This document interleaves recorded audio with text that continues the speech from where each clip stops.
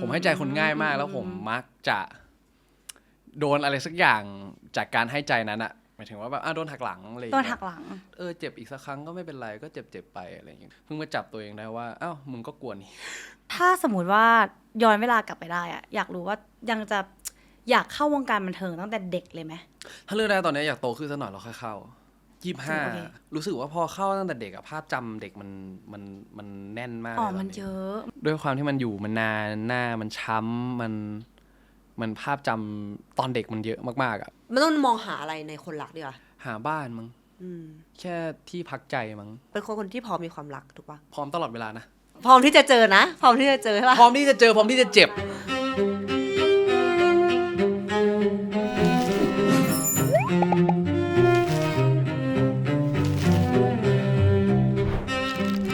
สวัสดีค่ะคุณณนนท์สวัสดีครับ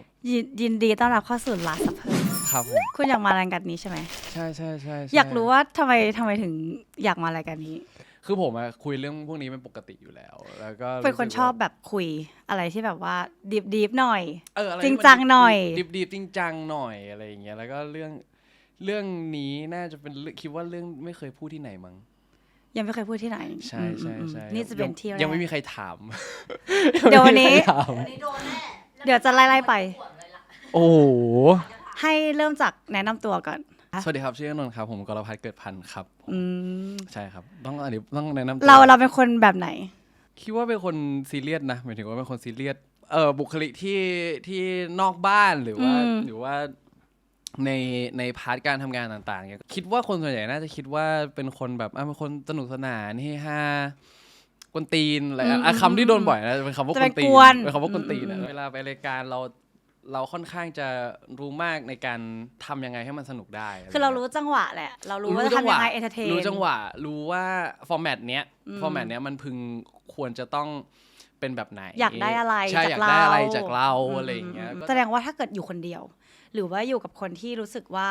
สบายใจจริงๆสนิทจริงๆเราจะเป็นแบบไหนเพิ่งมาจับสังเกตตัวเองว่าชอบชวนคุยเรื่องซีเรียสเรื่องที่ซีเรียสอยู่กับคนที่คุยด้วยนะสมมติเรามีเพื่อนเป็นนักดนตรีอย่างเงี้ยเราก็จะถามแบบอะไรคือการทำให้กูเป็นนักดนตรีที่มันดีขึ้นวะกูต้องไปฟังกูต้องไปอะไรมึงแนะนำกูหน่อยก็จะเป็นเซสชั่นของความซีเรียสหน่อยเราจะชอบคุยอะไรลึกๆประมาณนึงคืออยากรู้เราอยากรู้เรียนรู้อะไรประมาณนี้มากกว่าเราอยากเรียนรู้แล้วอยากรู้ว่าถ้าสมมติว่าเป็นแบบเพื่อนใหม่เลยอยากจะเข้ามาเป็นเพื่อนกับคุณมันจะต้องเข้ามาในทิศทางไหนที่คุณจะรู้สึกว่าเฮ้ยเราเปิดรับนะผมว่าผมเป็นคนเข้าถึงไม่ยากเลยแล้วเพิ่งมายากตอนช่วงหลังมายากอันนี้ตอนนี้ปัจจุบันนี้คือยากแล้วค่อยๆยากขึ้นเรื่อยๆอะไรอย่างเงี้ยรู้สึกว่าคือผมจะเป็นคนที่ผมให้ใจคนง่ายผมให้ใจคนง่ายมากแล้วผมมักจะโดนอะไรสักอย่างจากการให้ใจนั้นอะโดนเอาความไว้ใจไปทำอะไรสักอย่างอะแบบหมายถึงว่าแบบโดนหักหลังอะไรอย่างเงี้ยโดนหักหลังใช่แบบทั้งด้วยเรื่องความรู้สึกด้วยเรื่องอะไรก็ตามแต่อะไรเงี้ยเลยรู้สึกว่าปากบอกชินกูโดนมาเยอะแล้วอะไรเงี้ยแล้วก็รู้สึกว่าคงชินแล้วมั้งแล้วกูคงเปลี่ยนตัวเองไม่ได้หรอกเรื่องการให้ใจคนง่ายอะไรเงี้ยเพราะว่ารู้สึกว่านี่ค่อนข้างเป็นเราแล้วเรารู้สึกว่าเราก็เจ็บอีกสักครั้งก็ไม่เป็นไรก็เจ็บไปอะไรเงี้ยเพิ่งมาจับตัวเองได้ว่ามึงก็กลัวนี่กลัวเกิดสิ่งนี้ขึ้นกับเรากลัวเกิดสิ่งนี้ขึ้นอีกแล้วรู้สึกว่าทุกครั้งที่มันเจ็บมันเรียกว่าอะไรกำแพงมันค่อยๆหนามันหนาขึ้นเรื่อยๆอะไรเงี้ยก็คือจะใช้เวลามากขึ้นแหละเราอาจจะไม่ได้แบบให้ใจเขาเร็วขนาดนั้นก็ต้องสักพักนึงเลยมันคงไม่เร็วเหมือนเมื่อก่อนที่แบบคุยกันวัน2วันแล้วแบบโอ้กูรักมึงว่ะอะไรเงี้ยวัน2วันแล้วกูรักมึงว่ะเลยมันเจอจุดคลิกได้ง่ายอ่ะแปลว่าเป็นคนให้ใจง่ายจริงๆใช่เป็นคนให้ใจง่ายred flag ที่รู้สึกว่าเฮ้ยคนประเภทประมาณนี้หรือนิสัยลักษณะประมาณนี้เราคิดว่ามันไม่น่าเวิร์กกับเราแล้วคิดว่าจะเป็นเพื่อนกับเราไม่ได้แล้วมีปะมันจะตอบไม่ได้จนกว่ามันจะโดนนะว่าอันนี้ red flag นะอะไรอย่างเงี้ยคือหมายถึงว่ามันคือจากที่ผ่านมามันจะมีอะไรที่มันคล้ายๆกันไหมจากคนที่เราโดนชอบเอาเราไปพูดอีกแบบมั้งหมายถึงว่าต่อหน้าเราเป็นอย่างรับหลังอย่างอะไรแบบสมมติแบบต่อหน้าอาจจะรักกันดีแล้วแบบอาจจะเอาเราไปด่าหรืออะไรอย่างเงี้ยอาจจะเอาไปพูดถึงเราไม่ดีอะไรอย่างเงี้ยอยากรู้ว่าตอนที่เจอครั้งแรกแล้วกันมันแบบรับมือกับสิ่งนี้ไงหมายถึงว่าพอเรารู้ว่าเฮ้ยเขาคนที่เราไว้ใจเขามากๆเนี่ยเขาไปทำสิ่งนี้กับเรารับหลังอะตั้งคำถามว่ากูผิดอะไรวะอย่างเงี้ยเราทำอะไรผิดหรือเปล่าเขาถึงแบบทำพูดแบบนั้นหมายถึงว่าเราทำอะไรผิดหรือเปล่าอะไรอย่างเงี้ยเราบางทีเราก็ไม่รู้ว่า เป็นเพื่อนกันมันก็เตือนกันได้แหละหมายถึงว่าแบบว่าถ้ากูอันนี้มากไปอันนี้น้อยไปอะไรอย่างเงี้ยคือหมายถึงว่าเป็นคำถามว่าทำไมถึงไม่บอกกูตรงๆรู้สึกทำไมไปบอกคนอื่นอะไรประมาณนั้นใช่ปะเราได้เคลียร์ไหมไม่เคลียร์ไม่มีการเคลียร์ใช่ก็รู้สึกว่าถ้าสมมติว่าเขาอยากให้ถ้าเขาอยากให้มันเป็นอย่างนี้เราก็รู้สึกว่าเราก็ไม่ได้ต้องไปฟอร์สเขาให้มึงพูดกูเหอะอะไรเงี้ยมันอาจจะแค่ห่างๆกันแหละว่าแบบว่าแบบอาจจะไม่ได้คุยกันเยอะขึ้นเหมือนเดิมอาจจะไม่ได้เจอกันเยอะขึ้นเหมือนเดิมแสดงว่าก็คือปล่อยให้มันผ่านไปโดยที่เราไม่ได้เกิดการเคลียร์กันเลยปล่อยให้มันเป็นไปประมาณนึงเลยเพราะรู้สึกว่าที่ผ่านมาแม่จะบอกว่าถ้าใครมันเข้ามาแล้วมันไม่ได้หวังดีกับเราอ่ะเดี๋ยววันนึงมันก็โดนดีดออกไปเองแหละอัตโนมัติแบบไม่ได้ต้องแบบว่าไปทำให้มันมีปัญหาไม่ได้ต้องอะไรอ่ะแบบถ้าสมมติแบบมันจะมีเรื่องให้มันต้องห่างกันผมทำงานเยอะจนไม่ได้โฟกัสหรืออะไรอย่างเงี้ยหรือเขาอาจจะไม่ได้คิดถึงเราเขาอาจจะไม่ได้คิดถึงเราเดี๋ยววันนึงมันก็จะหายไปเองหายกันไปเองอะไรอย่างเงี้ยทีนี้เราจะย้อนอดีตย้อนไปตอนเด็กณนนท์ตอนเนี้ยกับตอนเด็กต่างกันมากไหมคนละเรื่องเราเป็นเด็กแบบไหนขี้อายอ่ะเด็กขี้อายไม่ได้ขี้อายแบบไม่กล้าแสดงออกอะไรเงี้ยถึงจุดต้องทำมันก็ทำได้แหละมันจะเป็นแค่คนไม่มั่นใจอ่ะเป็นแค่คนไม่มั่นใจว่าสิ่งนี้เราทำได้เมื่อก่อนตอนเด็กๆมันจะมีประกวดว่ายสวยประกวดของโรงเรียนใช่ไหมของโรงเรียนอะอะไรอย่างเงี้ยบางอันรู้สึกว่าย้อนกลับไปอยากทำแหละแต่มันจะไม่กล้าที่จะคืออยากจะแบบเข้าไปเป็นแคนดิเดตในนั้นอยากจะเข้าร่วมใช่อยากเข้าร่วมอะรู้สึกว่าเราทำได้แต่เราจะไม่มั่นใจอะไรอย่างเงี้ยแล้วอยากรู้ว่านั่นเข้าวงการบันเทิงแบบแคสแบบเริ่มเกี่ยวกับพวกเนี้ยครั้งแรกมันประมาณอายุเท่าไหร่นะตั้งแต่3 เดือน3 เดือนใช่โฆษณาพ่ออ้อมอะไรอย่างเงี้ยคือเหมือนกับว่าพ่อเป็นนักแสดงอยู่ในวงการอยู่แล้วคุณพ่อเป็นนักแสดงอยู่แล้วใช่แล้วเขาเนี่ยคือเหมือนกับว่าพ่อเขาจะรู้จักแบบHouse คอนเนคชั่นมีคอนเนคชั่นมีอะไรอย่างเงี้ยแล้วเหมือนแบบพอมีลูกอะไรอย่างเงี้ยพอเขามีลูกเขาก็จะแบบว่าแบบเอามาแคสเอามาเล่นเอามาอะไรอย่างงี้ไหมอะไรอย่างเงี้ยคือตอนเด็กๆมันไม่รู้หรอกมันคืออะไรอ่ะมันก็ทำไปอะไรอย่างเงี้ยแต่รู้สึกว่าเท่าที่จำความได้รู้สึกว่าอยู่ในกองอยู่แล้วไปแคสโฆษณาถ่ายโฆษณาออกกองโฆษณาอะไรอย่างเงี้ยซึ่งเราก็จะชอบสิ่งนี้เพราะว่าไม่ต้องเรียน1-2คือมันสนุกแหละมันได้ทำอะไรที่มันไม่เคยทำอะไรอย่างเงี้ยแบบโฆษณามันจะมีแบบขึ้นสลิงกินของใหม่ก่อนที่เขาจะออกเข้าใจก็เพราะเป็นโฆษณาใช่หรือว่าแบบเจอคนใหม่ๆเจอเพื่อนใหม่ๆอะไรอย่างเงี้ยมันก็สนุกในกลุ่มเพื่อนที่เรามีเราเป็นคนแบบเป็นพาร์ทไหนของกลุ่มเป็นตัวซัพพอร์ตนั่นทำอะไรมึงเอาเลยได้กูอยู่ตรงเนี้ยแหละมึงอยากทำอย่างนี้ไปทำกันอะไรอย่างเงี้ยไปกูช่วยมีอะไรช่วยกูช่วยทำทุกอย่างสมมติทำเรื่องเพลงไม่รู้อะไรเดี๋ยวกูจัดการเรื่องข้าวให้มึงจะกินอะไรเดี๋ยวกูสั่งก็เหลืออะไรให้เราช่วยเราก็จะแบบซับใช่ก็คือเหมือนเราแค่เรารู้สึกว่าเราอยากอยู่ให้กำลังใจเฉยแบบมันอาจจะไม่ใช่เรื่องที่เราถนัดหรือไม่ใช่เรื่องที่อะไรอย่างเงี้ยแต่ก็แบบว่าอยู่มันก็คงสบายใจกว่ามั้งไม่รู้นะคิดไปเองซึ่งเราไม่แสบเลยถูกป่ะเป็นเด็กที่โตมาแบบว่าปกติสุขไม่มีการเกเรนิยามของคำว่าแสบคืออะไรครับแสบคือแบบว่าไม่มีเลยไม่มีต่อยตีไม่มีเลยไม่มีเลยน้องทำไหมแบบแม่ไม่ให้ทำแล้วทำโดดเรียนไม่มีอยู่กับเพื่อนจนถึงดึกไม่เคยมีก็คือเลิกเรียนตรงกลับบ้าน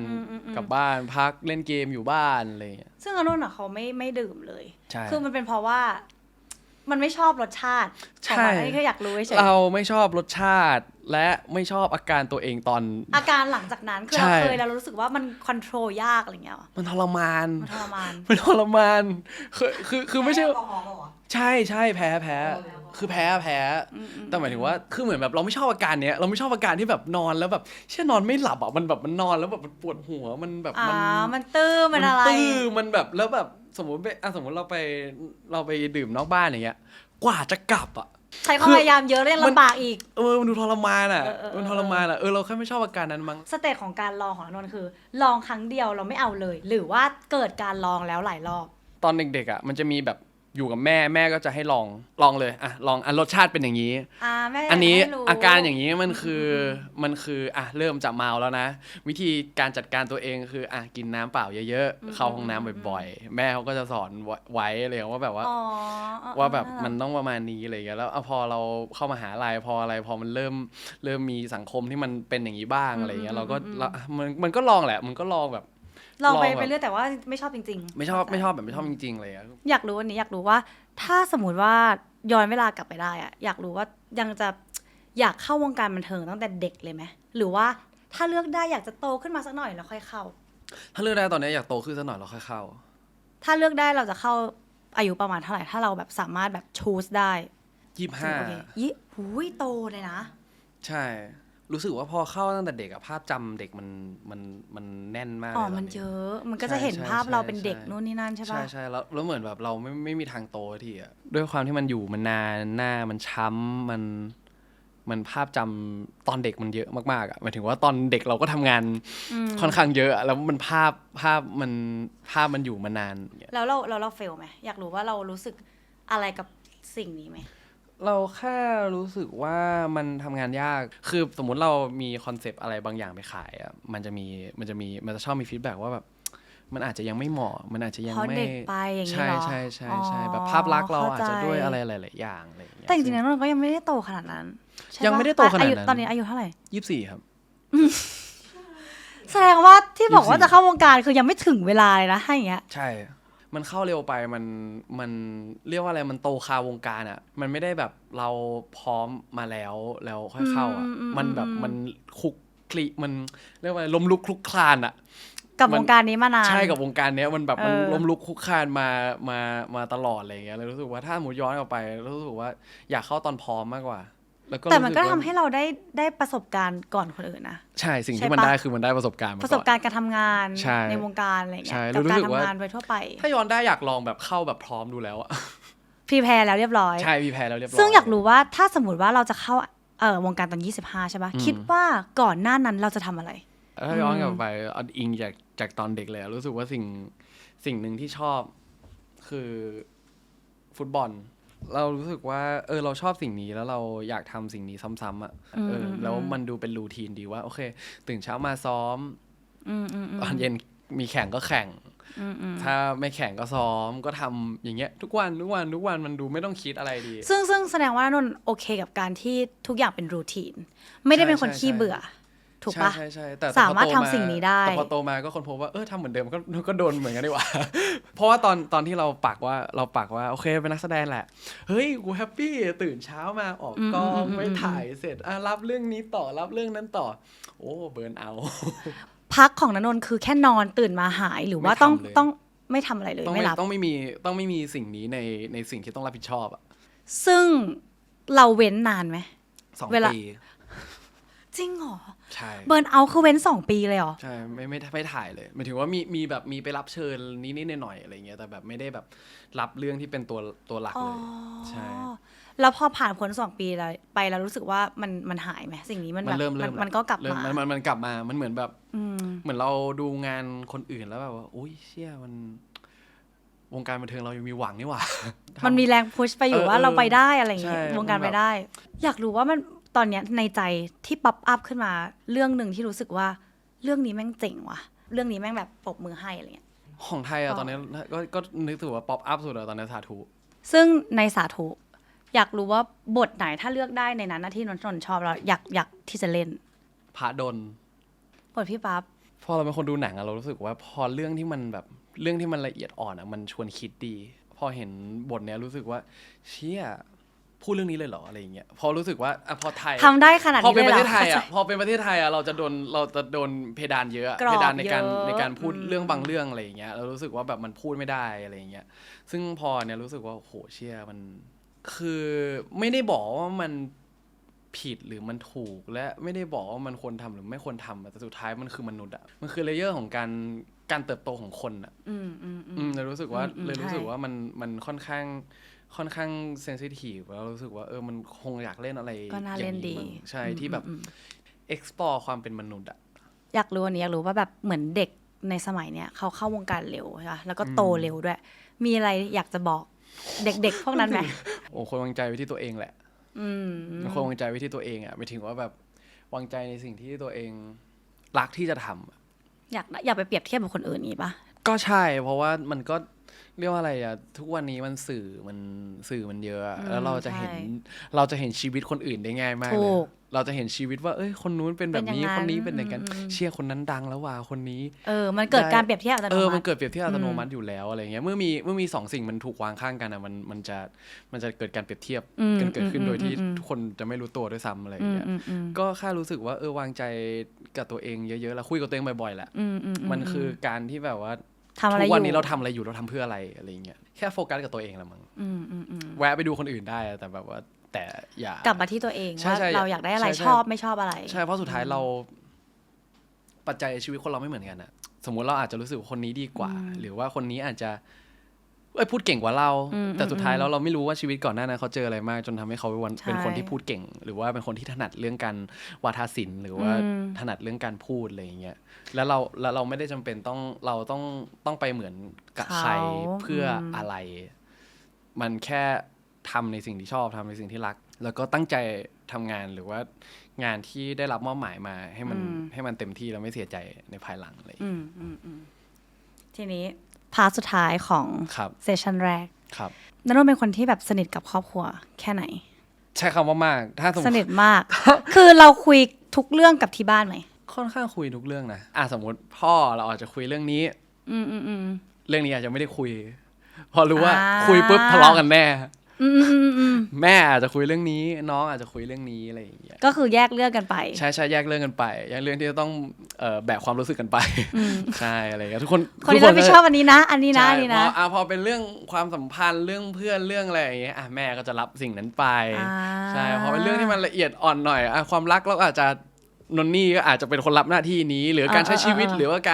การบริหาร manage ภาพกว้างอะไรอย่างเงี้ยเราก็อาจจะคุยกับพ่ออะไรอย่างเงี้ย แล้วที่ผ่านมาคุยกับใครเยอะที่สุด คือเมื่อก่อนจะเป็นแม่แหละตอนเด็กๆอะไรอย่างเงี้ยแต่พอโตขึ้นพอเข้ามหาลัยพออะไรคุยกับนนนี่เยอะรู้สึกว่าการมีพี่น้องมันตอบโจทย์ชีวิตเราในทางยังไงบ้างไม่รู้ว่าบ้านอื่นเป็นหรือเปล่านะแต่แบบว่ามันจะมีความแบบเชื่อกูน่าเกิดเป็นลูกคนเดียวว่ะ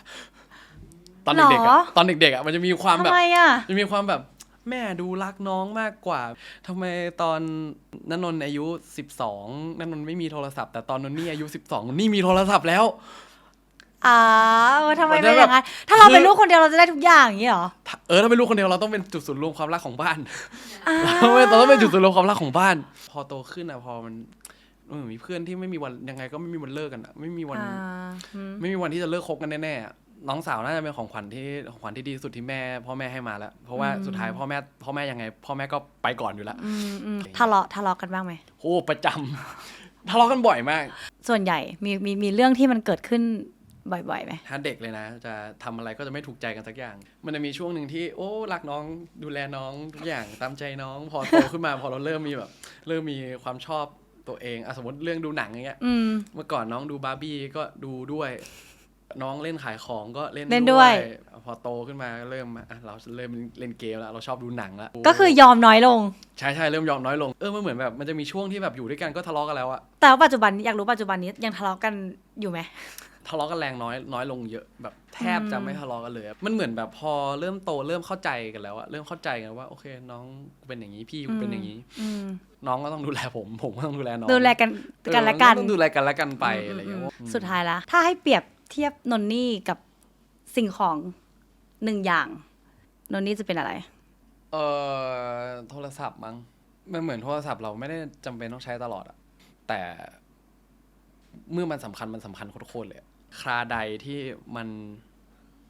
จำเป็นจริงๆอะมันไม่มีทางอะไรมาทดแทนได้เลยโอเคเรียบร้อยเสร็จชั้นแรกนี่เดี๋ยวขอเชิญพบกับเมนคอร์สคือก่อนไปที่อาหารอันเนี้ยที่ณนนท์เลือกมาคืออยากรู้ว่าคือณนนท์บอกว่าตัวเองเป็นคนที่คิดลึกซึ้งเรื่องจริงจังอยู่ตลอดถูกป่ะเลยอยากรู้วิธีคิดมากกว่าว่าไอ้ที่บอกว่าคิดจริงจังอยู่เรื่อยๆคิดเรื่องความตายบ่อยป่ะตลอดเวลาล่าสุดเขียนเพลงก็เหมือนแบบก็เขียนเพอเจอไปก่อนรู้ตัวอีกทีอ่านอีกรอบเขียนว่าน่าจะเป็นเด็ก24คนเดียวที่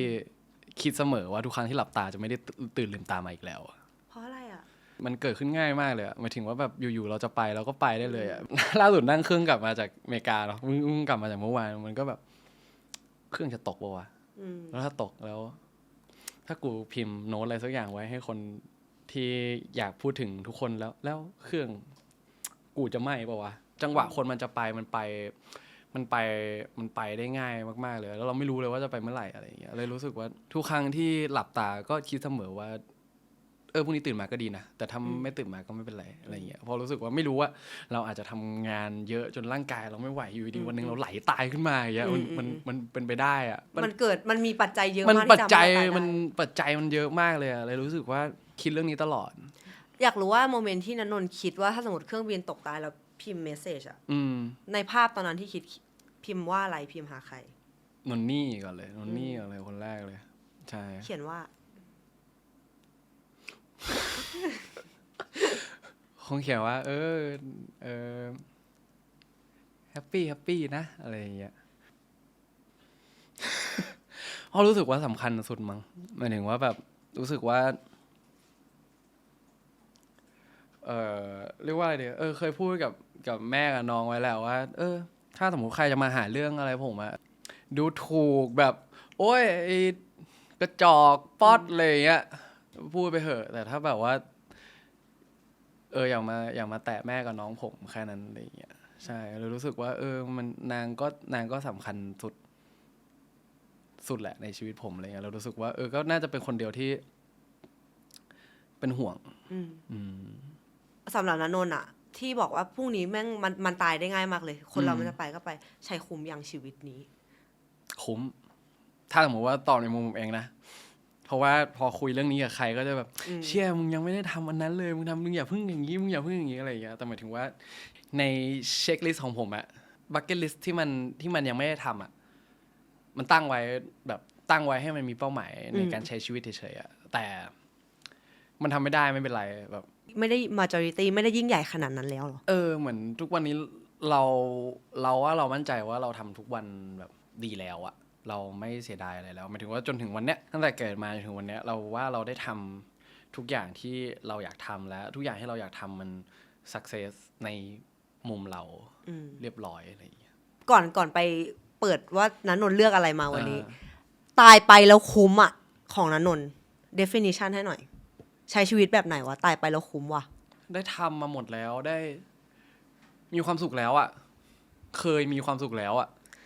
งั้นขอแวะได้ป่ะความสุขนั้นคืออะไรงานแหละเรามีอัลบั้มที่เราทำเองละมีเพลงที่เราเขียนละมี MV ที่เรากำกับละมี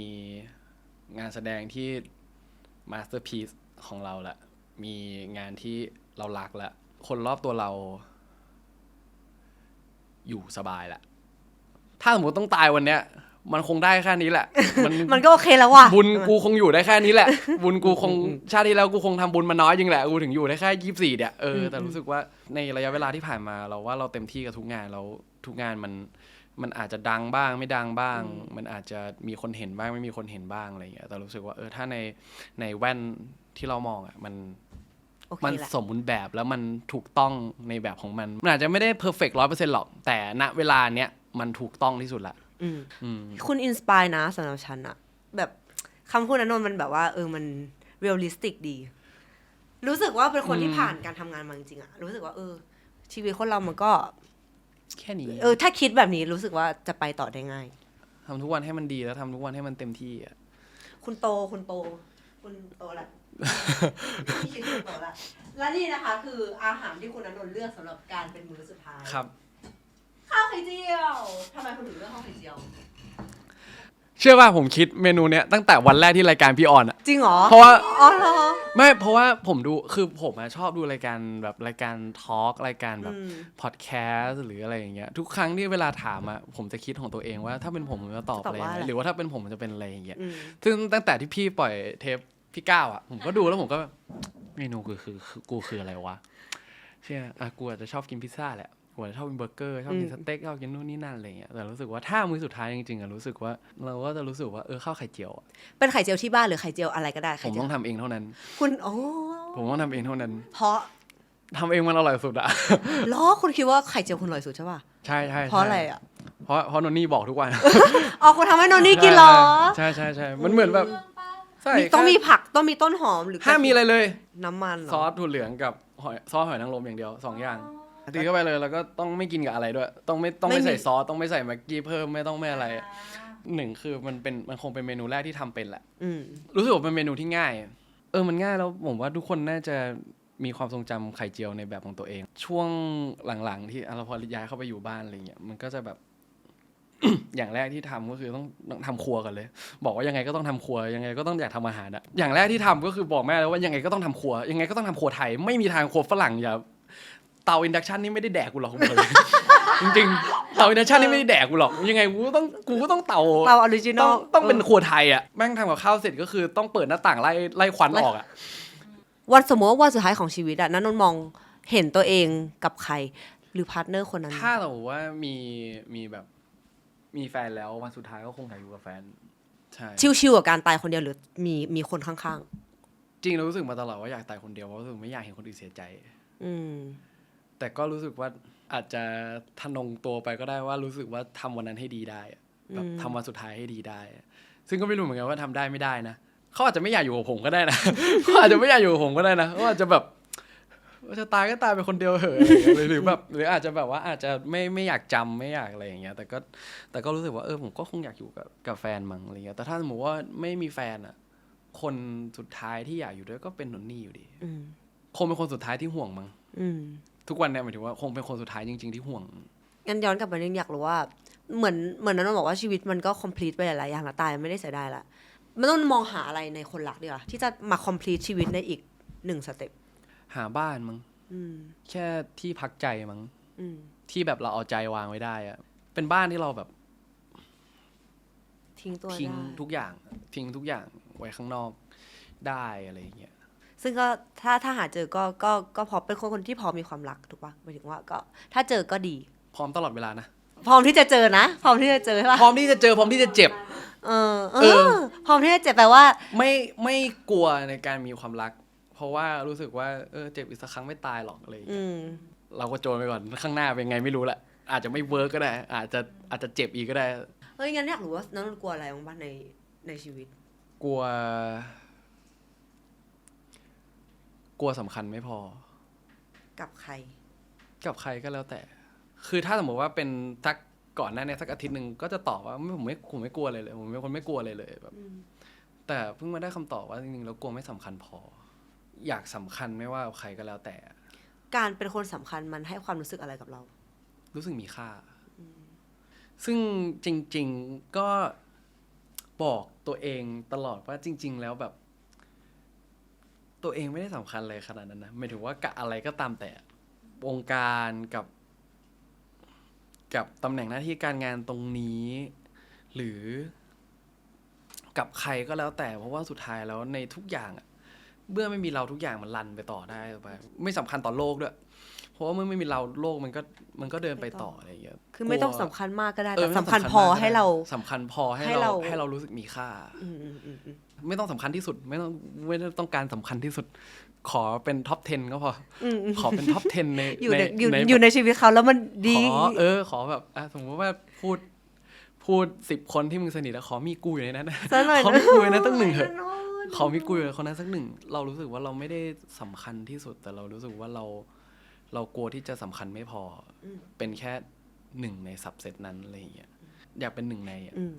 ชอบคำนี้มาไม่ต้องเป็นที่1แต่เป็น1ในได้ไหม1ในแบบขอเป็น1ในนั้นอะสุดท้ายก่อนไปเซสชั่นสุดท้ายให้ดีไซน์งานศพจินตนาการได้อย่างกว้างไกลสมมุติว่าเขียนทิ้งไว้ได้ดีไซน์ทิ้งไว้ได้มีบริษัทจัดงานศพบอกไว้หมดแล้วบอกแม่ไว้หมดแล้วแบบไหนเล่าให้ฟังหน่อยบอกแม่ไว้หมดแล้วก็วานคนให้ช่วยจัดการเลยละจริงปะเนี่ยใช่แสดงว่าเธอมีภาพถูกป่ะว่างานศพเราอยากได้บรรยากาศประมาณนี้ผมบอกนี่ไปแล้วว่าโรงผมไม่เอาโรงแบบโรงมีเทวดาสีทองอยู่ตรงกลางโรงว่าจะส่งกูไปสวรรค์ไม่ต้องกูขอเป็นโรงมินิมอลขาวเปล่าแล้วมึงวาดให้กูหน่อยวาดอะไรก็ได้ใช่วาดขอให้โรงมันแบบให้โรงมันสวยอ่ะให้แบบ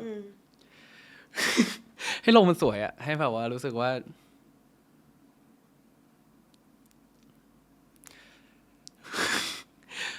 มึงคิดถึงอะไรมึงคิดถึงกูแล้วคิดถึงอะไรก็ว่าสิ่งนั้นอะไรอย่างเงี้ยของในบ้านเนี่ย อะไรให้ใครบ้างเอาไปเลยอะไรอย่างเงี้ย แจกจ่ายไว้แล้ว แจกจ่ายไปแล้ว อันนี้อยู่คนนี้นะ อันนี้ฝากดูแลหน่อย อันนี้นี่นั่นอะไรอย่างเงี้ยของสะสมถ้าจะขายไปเลย ขายไปเลย แล้วก็ฝากคนจัดการไว้คนหนึ่งฝากพี่อองไว้ว่า ถ้ามึงกูตายมึงช่วยจัดการหน่อยช่วยเป็นออร์แกไนซ์ให้หน่อยเพราะว่าแม่กูน่าจะไม่ไหวน้องกูก็น่าจะไม่รู้เรื่องมากพองั้นช่วยจัดการให้หน่อยมึงถ้ากูตายอ่ะมึงช่วยจัดการงานศพให้กูหน่อยนะเพราะว่ามึงน่าจะเป็นคนที่รู้จักกับคนรู้จักกูเยอะมากๆอ่ะ แต่นั้นนนท์จะยังไม่ตายค่ะทุกคน มันจะอยู่ไปจนถึง80ค่ะทุกคน ใช่ โอเคงั้นได้รู้จักคิดว่าทุกคนน่าจะได้รู้จักนันนนท์ไปอีกแบบ1สเต็ปเซสชั่นสุดท้าย ครับ จะพาไปพบกับอะไรเจอกันค่ะ น่ากลัว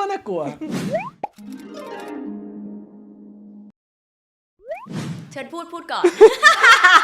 น่ากลัวที่สุดแล้วคนนี้ โอ น่า เค กลัวที่สุดแล้ว เซสชั่นสุดท้าย ครับ จริงๆจะดีเทลอีกนิดนึงด้วยความที่เราเคยนั่งคุยกันเนอะในบรรดาอาชีพทั้งหมดละกันก้อยกับนนท์มีความคล้ายกันคือเป็นพวกลูกที่ชอบลองทำแบบลองทำให้ตัวเองได้รู้ได้ explore ใช่ วันนี้เธอรู้ไหมว่าเธอสนุกกับอะไรที่สุด ณวันเนี้ยชอบเพลงที่สุดถ้าเทียบกับการแบบการเราจะเล่าเรื่องสักเรื่องหนึ่งผ่านการทำหนังการทำอะไรอย่างเงี้ยคอสมันเยอะกว่า อันนี้มัน แล้วมันใช้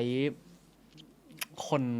เยอะอะ อันนี้มันเราล้วนๆอ ใช่ อกมา แล้วอันนั้นมันต้องพึ่งพาคนอื่นในงานเยอะ เราเป็นผู้กำกับก็จริงแหละแต่เราไม่ได้ถ่ายเก่งหรอกเราไม่ได้ถ่ายเราไม่รู้เรื่องต้องถ่ายเฟรมเรทเท่าไหร่ต้องจัดไฟยังไงต้องอะไรยังไงพอเรากำกับเราก็ต้องเอานักแสดงมาซึ่งนักแสดงมาก็อาจจะไม่ได้ซึ่งพอเราเป็นนักแสดงเราจะรู้ไงว่ามันจะมีวันที่ มันจะมีวันที่แบบแม่งเล่นได้ลังแม่งท็อปฟอร์มที่หายเลยวันนี้พรุ่งนี้มานอนน้อยไปชั่วโมงเดียวอ้องขึ้นมา เข้าใจ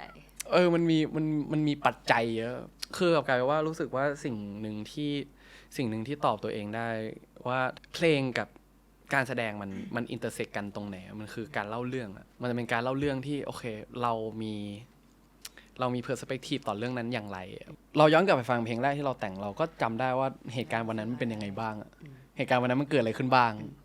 ว่าทำไมเราถึงแต่งเพลงนี้เราแต่งตอนนั้นเรารู้สึกอะไรอะไรเงี้ยบางอย่างมันอาจจะเปลี่ยนไปบ้าง mindset ทัศนคติที่โตขึ้นหรืออะไรก็ตามแต่อะไรเงี้ยแต่เรายังจำความรู้สึกนั้นได้ห่วงอารมณ์นั้นได้ว่าณวันที่เราเขียนเรารู้สึกอะไร ทีนี้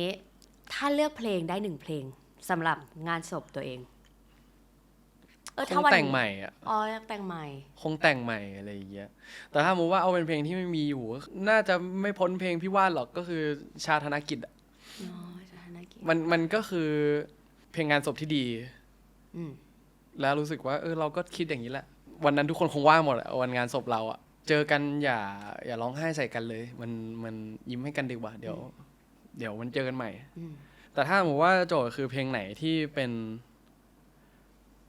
ผมในทุกวันนี้อะใครก็ได้แต่มั้งหมายถึงว่าเพลงมันคือเพลงที่เขียนให้แฟนคลับอะไรอย่างเงี้ย ใครก็ได้แต่ ใช่ เพราะ เหมือนแบบ ว่า เรารู้สึกว่าทุกคน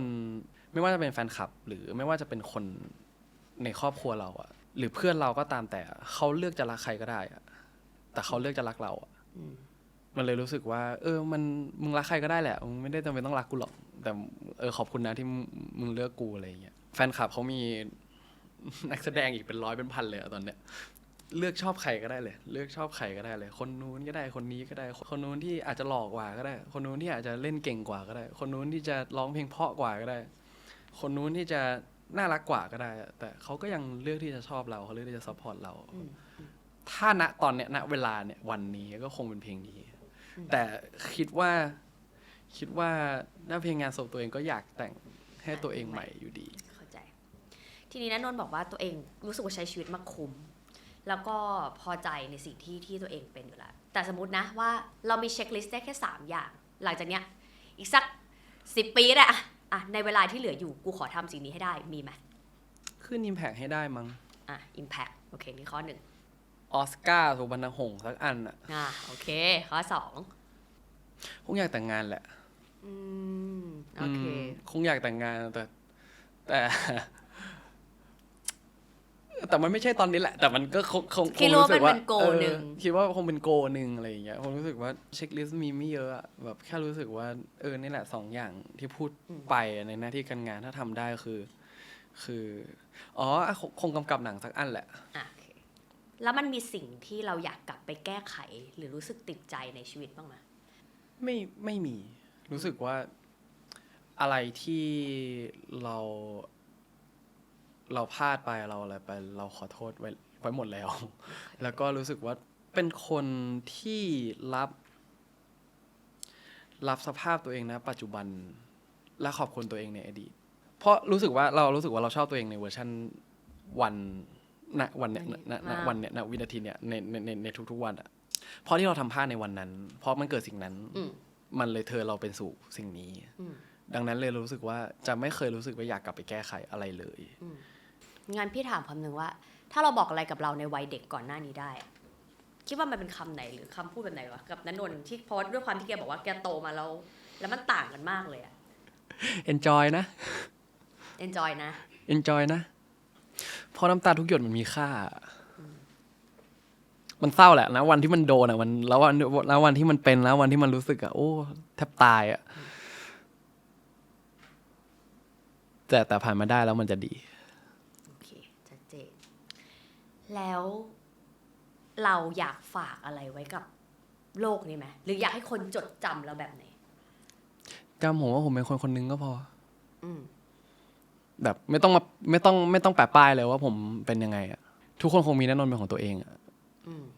แบบในแต่ละรูปแบบใช่เพราะทุกวันนี้ผมก็ยัง define ตัวเองไม่ได้เลยว่าผมเป็นคนยังไงอะผมว่าผมอยู่ในจุดที่ผมช่างมันแล้วอะในเมื่อคนเรามันเปลี่ยนมันเปลี่ยนไปทุกวินาทีอะเราไม่รู้ว่าเราเป็นใครจนเรารู้ว่าเราเป็นใครเราไม่แน่ใจว่าเราเป็นใครจนตอนนี้ช่างหัวมึงละจะเป็นอะไรก็เป็นเถอะจะเป็นอะไรก็เรื่องของมึงละซึ่งหมายถึงว่าสิ่งพี่ขออยากรู้เพิ่มเติมว่าโมเมนต์ที่ทำให้เราตั้งคำถามว่าเฮ้ยเราแม่งเป็นใครวะกูเป็นอย่างนี้หรือไม่มันเกิดจากอะไรมากระทบตัวเราถ้าพูดง่ายๆเลยมันก็เป็นแบบมันป่วยแหละมันเป็นแบบมันเป็นภาวะมันเป็นอะไรอย่างเงี้ยซึ่งมันก็เอฟเฟกต์มาจากหลายๆอย่างอะไรอย่างเงี้ยในจุดที่ว่าเรามองกระจกแล้วเราไม่รู้ว่าเราเป็นใครอะเราไม่รู้ว่ามึงใครเนี่ยพอจะกลับมาเป็นตัวเองก็อ้าวแล้วกูเป็นยังไงวะอยู่ในจุดหนึ่งที่โอเคเรารู้แล้วเราเป็นอะไรเราเป็นยังไงเราเป็นประมาณนี้แหละเราเป็นสิ่งนี้เราเป็นประมาณนี้แหละเดือนต่อมามึงไม่เหมือนคนที่แล้วเลยวะก็เลยรู้สึกว่าเราไม่ตั้งคำถามแล้วอะณนนท์เป็นยังไงก็คงตอบว่าณนนท์เป็นณนนท์ครับแต่มีคนหนึ่งพี่มั่นใจว่าเขามีณนนท์ในแบบของเขาแน่นอนเรามาดูว่าเขาฝากอะไรไว้ให้ณนนท์บ้างมาใช่ถ้าพรุ่งนี้ณนนท์ไม่อยู่บนโลกใบนี้แล้วสิ่งที่อยากจะบอกกับณนนท์ก็คือน้องรักณนนท์มากนะแล้วก็ดีใจมากที่ได้เกิดมาเป็นน้องสาวของณนนท์อยากขอโทษในหลายๆเรื่องที่อาจจะทำให้ผิดหวังหรือว่าเสียใจทั้งเรื่องตอนเด็กยาวจนมาถึงปัจจุบันไม่รู้ว่าทำอะไรให้ณนนท์เสียใจไปบ้างอยากย้อนกลับไปขอโทษตอนที่เด็กๆที่ทะเลาะกันแล้วก็อยากขอบคุณณนนท์ที่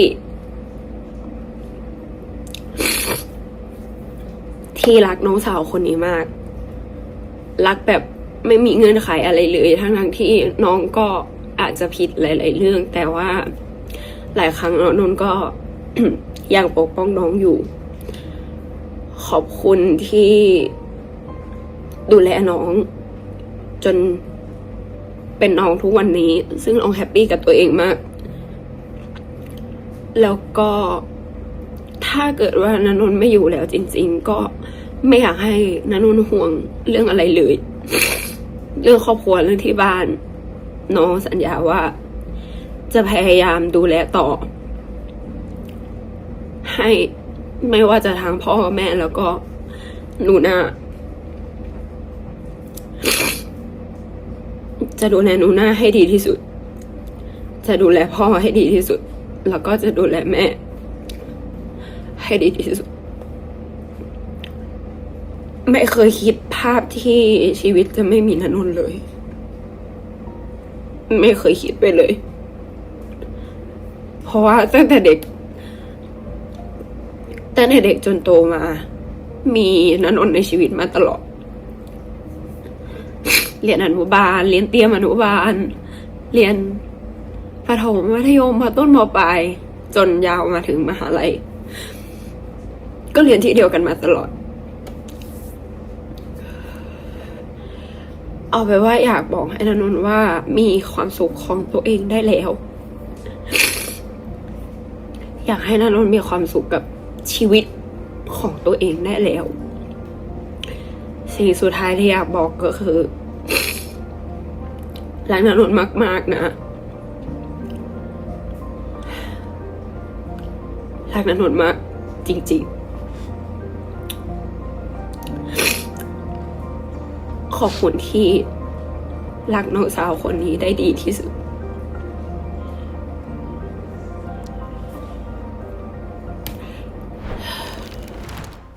อ้าว เป็น เป็นยังไงคือจริงๆแล้วพี่ว่าระหว่างการสัมภาษณ์ตลอดพี่เห็นความสัมพันธ์ของน้องสองคนมาเรื่อยๆแล้วเธอรู้ไหมว่าฉันลงไปรับเขาสองคนนนนี่มาด้วยก่อนไปไอ้นั่นนนบอกไปละหอมหัวน้องในหัวกูคือพี่กูไม่เคยบอกเลยดูคลิปตะกี้เรารู้สึกอะไรยังไงบ้างแชร์หน่อย รู้สึกว่านางโตแล้ว โดนแล้ว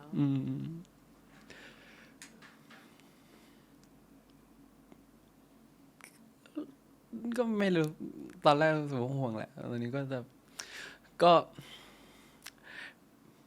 ไม่ห่วงได้ คิดว่าปล่อย คิดว่าปล่อยให้โตไปเรื่อยๆแหละผมเคยคิดว่าถ้าสมมติว่าพอเราคิดเรื่องตัวเองตายบ่อยๆเนาะมันก็จะคิดว่าถ้าคนอื่นตายก่อนเป็นยังไงอะไรอย่างเงี้ยแบบมีอากงย่าปู่พ่อแม่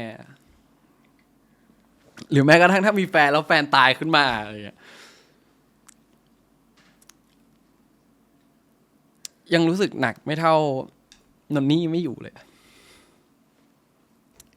แค่รู้สึกว่า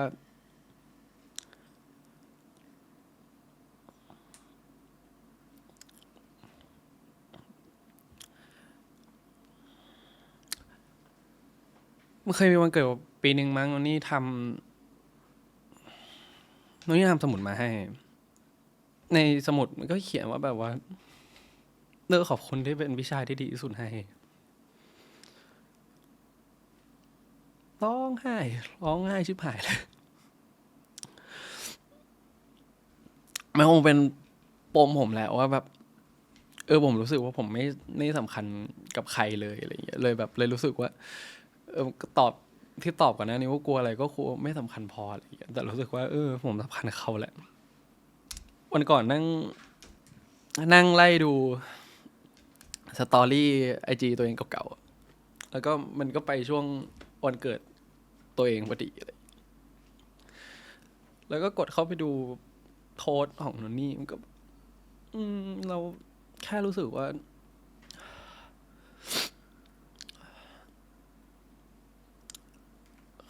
ผมรักเขาที่สุดแหละถ้าสมมติวันหนึ่งแม่ตายเพราะว่าตาย